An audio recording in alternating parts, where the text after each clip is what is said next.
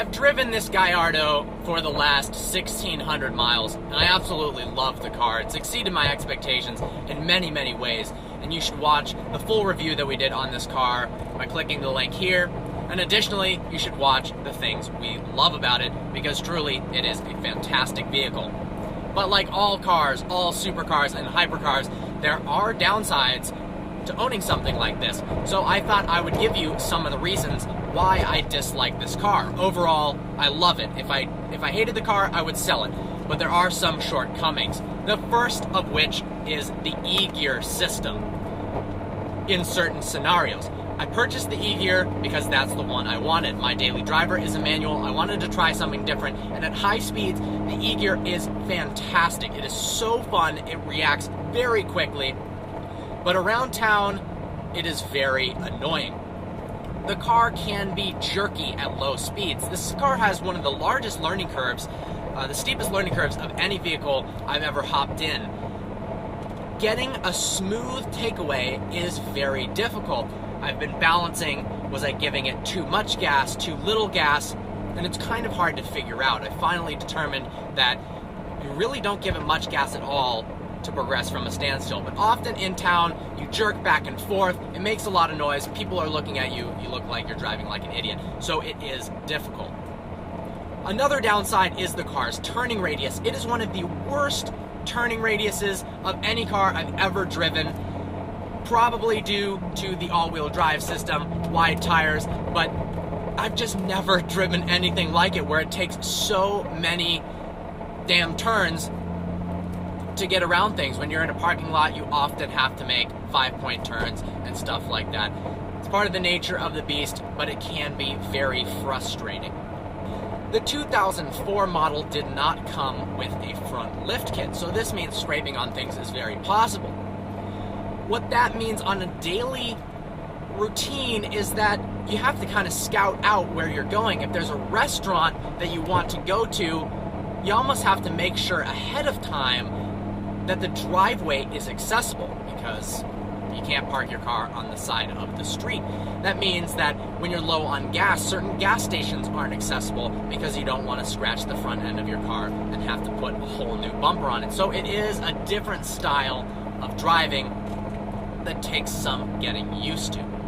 The location of the paddles, in my opinion, were positioned very poorly. If you put your hands at 9 and 3, unless you have extremely long fingers, you cannot properly shift up or down. So you have to kind of hold the steering wheel at 10 and 2, which is not ideal for performance driving.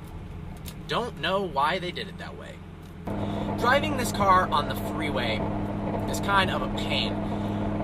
The freeway is one of the only places where you can have tons of cars on either side of you going the same speed, and that means that people are going to be staring, matching your speed, trying to race you all the time.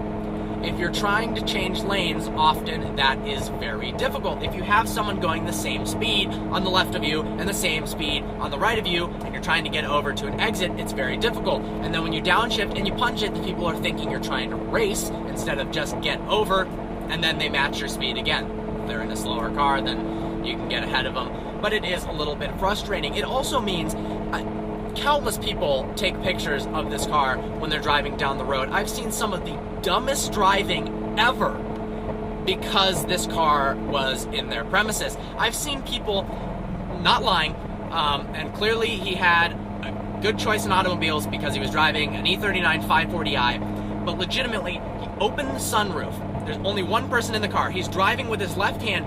He reached his entire body outside of the car, so his head and like upper chest were above the car, to take a selfie of himself outside of his car with this car in the background.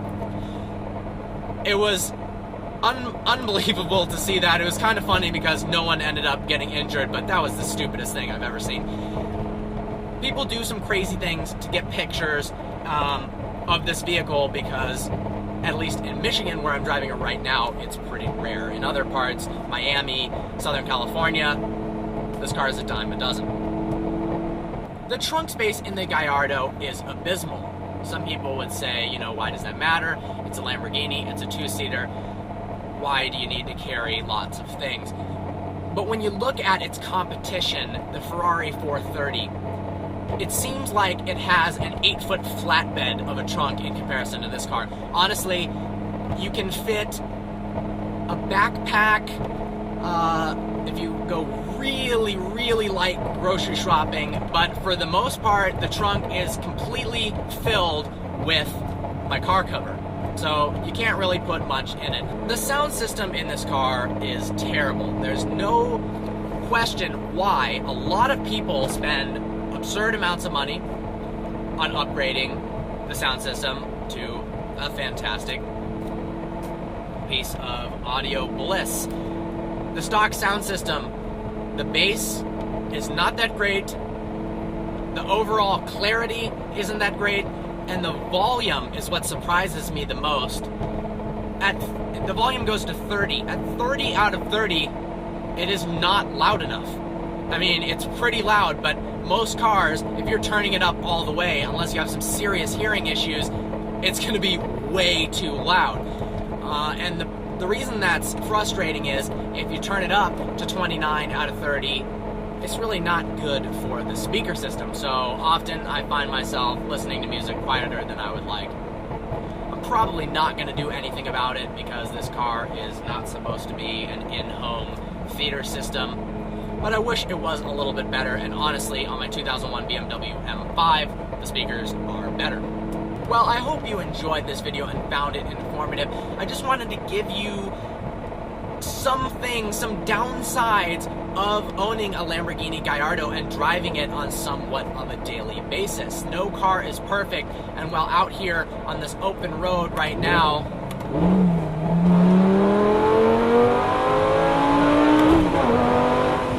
it's absolutely amazing to drive. There are some situations which you run into on a daily basis where this car doesn't shine. Well, thanks for watching. Like always, please browse our channel and subscribe. If you could like us on Facebook.com/VehicleVirgins and follow us on Instagram @VehicleVirgins for some daily updates, some awesome pictures, that would be great. Look forward to seeing you next video.